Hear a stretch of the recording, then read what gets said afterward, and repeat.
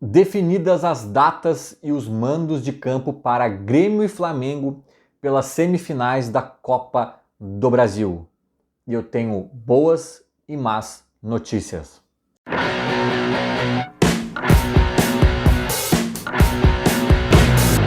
Começando mais este conteúdo sempre com a força e o apoio da Esportes da Sorte. Aposte em quem aposta no Grêmio, o link tá na descrição para dar aquela brincadinha e fazer a tua fezinha. Gente, olha só, saiu aqui o sorteio do mando de campo e eu demorei até para gravar o vídeo, entre outros motivos, porque eu tava na dúvida sobre o que falar, sabe? Essa coisa de decidir em casa ou decidir fora sempre me gera dúvidas. Eu já mudei de opinião algumas vezes, hoje eu tenho uma opinião que eu considero mais madura assim, e mais complexa também. Não é uma opinião simplista que eu consigo resolver em um tweet antigo, aqueles tweets de... Quanto é que era mesmo? 140 caracteres. É difícil, cara, porque eu acho que tem muitos fatores a serem analisados e vou falar um pouquinho deles, tá? Mas assim, tem um outro fator que já a minha análise começa antes da história dos manos de campo, que é o fator antecipação da data, né, do jogo de ida. O jogo de ida, que será na Arena, portanto, né, o Grêmio decide fora. O jogo de ida, ele foi antecipado para o dia 26 de julho, ou seja, daqui a uns 9 dias, né, um jogo que era para ser no dia... não sei quando era para ser, mas era para ser lá para o meio de agosto, né, o jogo da volta é 16 de agosto, acho que era 9 e 16, né, acho que era isso, 9 e 16. Esse do dia 9 acabou sendo antecipado por conta da Libertadores do Flamengo, enfim, questão de conflito ali de calendário, então puxaram para muito antes. A gente joga na Arena, a ida, e depois de 3 semanas joga a volta lá no 16 de agosto, no Maracanã. E eu acho que, de forma geral, o saldo dessa balança é negativo para o Grêmio. O Grêmio foi prejudicado com essa antecipação brusca. Não estou dizendo aqui, neste caso específico, que teve má fé, que prejudicaram o Grêmio de propósito, que o Flamengo e a CBF estão mancomunados. Não estou dizendo isso, tá? Mas o Grêmio foi prejudicado, né? No frigir dos ovos, seja lá por quais motivos, independentemente disso, né? Pelos motivos da antecipação do jogo. Eu acho que o Grêmio sai prejudicado principalmente pelo fator reforços. Porque tem o fator também que preocupa o Grêmio, que é o fator lesões, né? O Grêmio já sonha em contar com o PP, por exemplo, né, para o jogo da volta, mas sonhava para os dois. Sonhava para os dois. O jogo da ida tá praticamente não, tá descartado que o PP jogue. O Jeromel nunca se sabe qual é a situação dele, mas também se falava, de repente a gente joga com o Flamengo até com o Jeromel já, e não sei o que, esquece, né? Pelo menos a ida esquece. E mais gente, talvez, que eu tô esquecendo aqui agora, no DM também, né? Mas eu coloco principalmente o meu foco de má notícia aqui nos reforços, cara, porque a gente tá já no dia 17, hoje é 17 de julho, só chegou o Iturbe, né? O canal do Iturbe, só chegou ele, cara. Que é um cara para elenco, um cara que não é nem para titular, um cara que não é nem para mudar a fotografia do time do Grêmio. Então, a gente está atrasado e talvez, porque esses negócios não são simples, o Grêmio depende de um monte de coisa de terceiros, depende de grana, depende de oportunidades, depende de vários fatores, né? Mas certamente o Grêmio está querendo pelo menos uns 2, 3 reforços aí para essa janela ainda. Só que, cara, o próximo jogo é dia 9, é daqui a 9 dias, dia 26 de julho, cara. Então, assim, se chegar um reforço amanhã, eu já acho que não é bem assim botar o cara para jogar. O cara depende também se estava jogando ou não no seu clube antigo, se está em forma física, se está com ritmo, depende de tudo isso. Que daí tu empurra até para depois. Mas mesmo que estivesse assim na ponta dos cascos, né, jogando no fim de semana passado, para chegar, entender, se ambientar, se entrosar e pegar ali a embocadura do futebol brasileiro, não sei o quê. Cara, não dá pro cara desembarcar numa quinta e jogar num sábado, sabe? Não é assim, não é videogame, que tu contrata o cara e sai e bota ele pra jogar e tá tudo certo. Sabe? Precisava de um tempinho maior que as datas originais dariam. E não vai dar mais agora para esse jogo de ida. Então eu acho o Grêmio muito prejudicado. Eu sei que o Flamengo também talvez possa reforçar o time depois do dia 26. Eu não tô nem entrando nisso. Se bem que eu acho que não tanto, tá? Eu acho que quem eles estão trazendo agora já estão trazendo e meio que já era. Mas mesmo assim, cara, pro Grêmio é muito mais importante, né? O Flamengo já tem um time pronto, assim, um time que os eventuais reforços são sintonia fina, né? Talvez para elenco, para esperar, para começar esperando na reserva. O Grêmio não. O Grêmio está precisando de titulares em algumas posições, está precisando de elenco também, é verdade. Então, assim, para o Grêmio é muito mais grave esse aspecto da antecipação, né? Cara, e tem mais uma coisa sobre a antecipação que daí pode ser um pouco positiva. Ah, só para fechar o parênteses, né? Acho que a única contratação que se chegar amanhã ou depois de amanhã poderia jogar tranquilamente já reforçando o Grêmio contra o Flamengo, sem grandes mistérios, seria um goleiro, né? Aí sim, se é um goleiro que tá jogando, né? Não é um goleiro que não joga desde novembro do ano passado, mas se é um goleiro que tá jogando no seu atual clube, por exemplo, seria o caso, mas eu nem sei se o Grêmio tem esse nome engatilhado aí na mira ou negociando, então acho até que não deve vir nada, pelo menos tão cedo, né? Enfim, na minha opinião deveria, mas enfim, né? Ou bota o Adriel ou vem, mas enfim, já falamos disso em outros vídeos. O lado que pode ser positivo dessa história, ele também namora com o lado negativo dessa história. Que é assim, mas então talvez, se o Grêmio pode perder atletas nessa janela, e pode, talvez daqui a 9 dias eles estão aqui ainda. É verdade, cara. Tem um risco Bitelo, né? Que eu acho que é o maior risco que o Grêmio sofre aí, né? De vender nessa janela e ter que liberar ainda nessa janela, né? Porque tudo pode acontecer. Pode nem vender, pode vender e liberar depois. Tá tudo em aberto ainda, né? Não tem nada muito concreto que eu saiba pelo Bitelo. Mas é um risco, cara. Poxa, pegar o Flamengo sem Bitelo. O primeiro jogo já tá se alinhando que não, vai ter Bitelo, né? Esse é um lado positivo. Mas também junto dele tem um lado negativo que estão especulando que até o próprio Arrascaeta pode ser vendido lá pelo Flamengo e o Pedro. São dois nomes mais fortes que rolam ali os papos, né?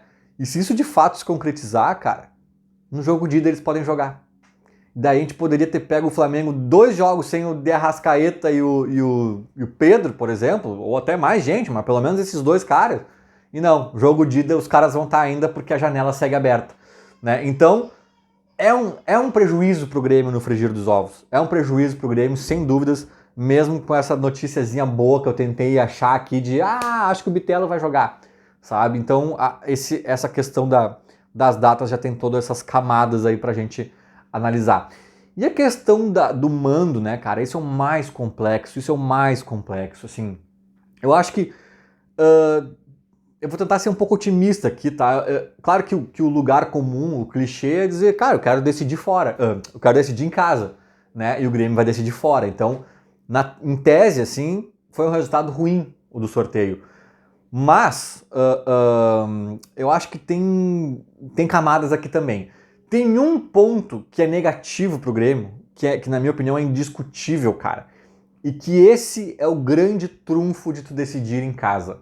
Pra mim isso, cara, isso não tem discussão, isso é um fato e tá posto, mas eu vou tentar também achar uma alternativa aí pro Grêmio tentar driblar isso, que é o seguinte, além de eventualmente jogar pênaltis, né, os pênaltis, se tu vai decidir em casa, tu joga em casa, né, uma vantagem que tu tem em relação ao adversário, além disso, tu jogando em casa o segundo jogo, tu sabe o resultado que tu precisa. Tu sabe o resultado que tu precisa. Eu sempre vou repetir esse exemplo, quem acompanha o canal há tempo já deve ter ouvido, porque para mim é um dos melhores. Grêmio e Santos na semifinal da Libertadores 2007. Vocês vão lembrar que no jogo do Olímpico foi um dos jogos mais loucos do Grêmio, assim, de torcida, o Olímpico explodindo e tal. 2007 inteiro, né, teve vários jogos incríveis nesse sentido, mas naquele tava um caldeirão. E o Grêmio faz 2-0 no Santos. Santos de Luxemburgo, do Zé Roberto, né? Voando o Zé Roberto e etc. Cara, ali o Luxemburgo vai para a coletiva e ele agradece pelos 2-0. Ele fala assim, eu cheguei no vestiário agora e falei para eles, ótimo resultado, né? Vamos comemorar o fato de termos saído vivos daqui, porque era para ter tomado 5 ou 6, e era mesmo.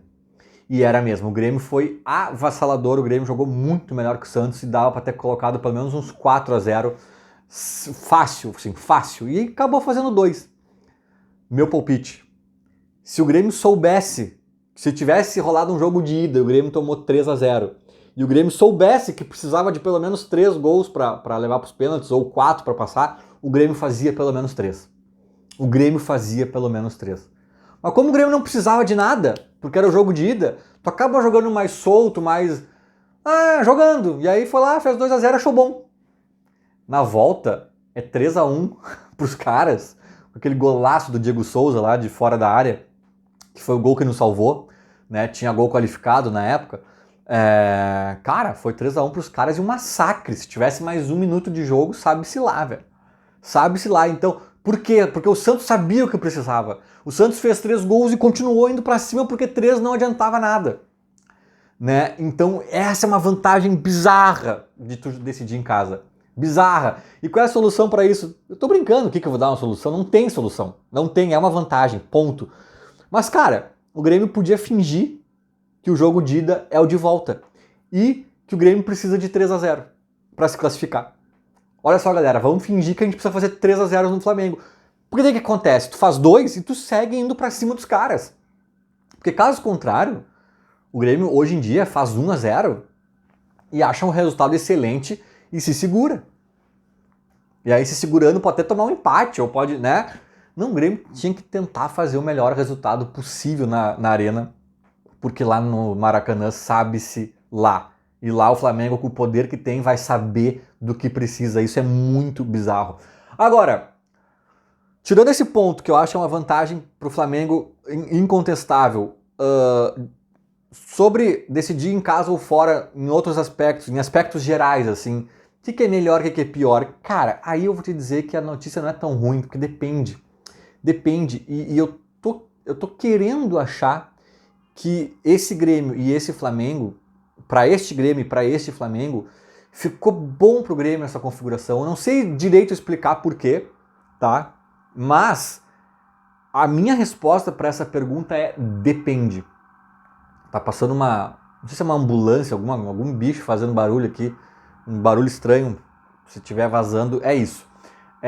Mas, cara, assim, ó, se o time tá em crise com a torcida lá, o velho e bom vidraceiro do Beira-Rio, lembra? O Inter naquelas crises, daqui a pouco tem uma mata-mata para decidir, no meio do turbilhão, da turbulência lá do Inter, primeiro em casa. Cara, pro Inter é horrível, porque primeiros 20 minutos de jogo o time começa a ir mal, o estádio já se volta contra, já é pressão e já não sei o que, sabe? Então, assim, é um contexto. Agora, quer ver outro contexto? O teu time é bom de contra-ataque, né? E o teu time tem um fator local bom também. Tu é um time que é o caso do Grêmio, né? O caso do fator local, o Grêmio na arena tem números muito expressivos.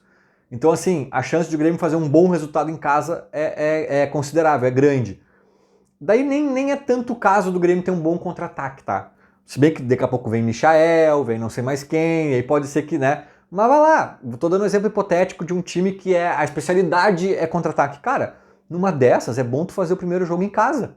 Tu faz o resultado, né? Fazendo um abafa ali com o fator local, e tu vai pro outro jogo com a tua arma secreta valendo ouro, porque daí o adversário vai ter que ir pra cima e tu vai ter muita chance de contra-ataque. Daqui a pouco esse cenário que eu tô pintando agora, para esse time hipotético que eu tô pintando agora, porra, é melhor fazer o primeiro jogo em casa, sabe? E aí fora outros fatores menores, né, de análise de contexto, tipo assim, de viagens. O Flamengo tem um jogo pela Libertadores 4 dias antes na Venezuela. Aí seria melhor eles voltarem para o Rio para jogar. Mas não, vão ter que ir até Porto Alegre. Isso aqui dificulta. E na outra semana seria perfeito, mas daí eles vão estar não sei onde. Então, cara, tudo tem que ser analisado. Tem um Grenal antes, tem não sei o quê.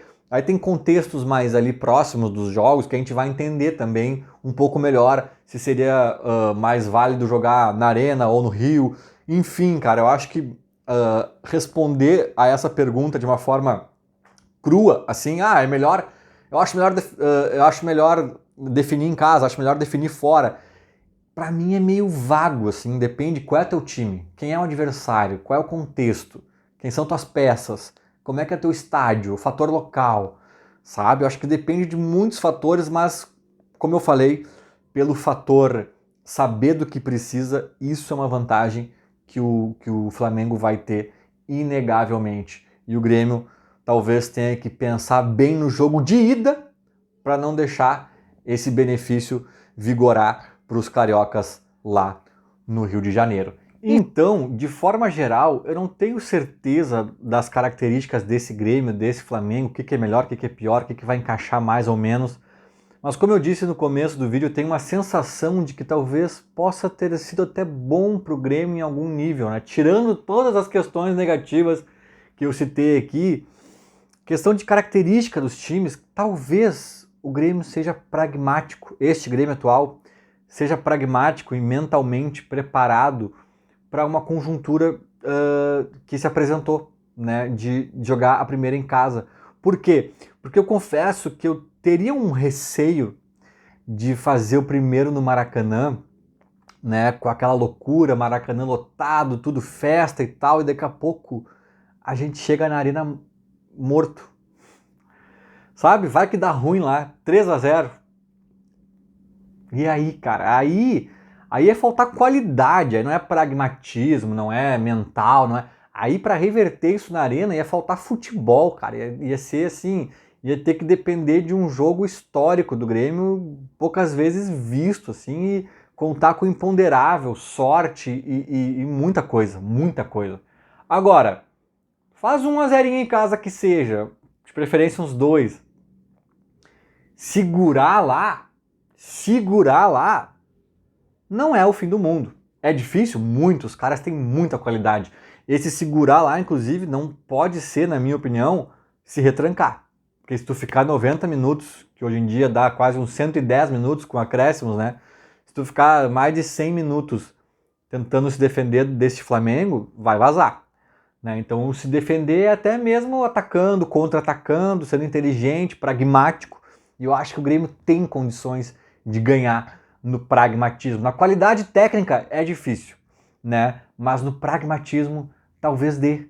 E jogar a primeira em casa não me soa tão mal dentro dessa estratégia pragmática. Enfim, vamos acompanhar. Qualquer resultado que desse no sorteio ali seria um duelo difícil, né? Será, mas eu acho que o Grêmio tem plenas condições de fazer o seu barulho. Feito! Era mais ou menos isso. Falou, abraço!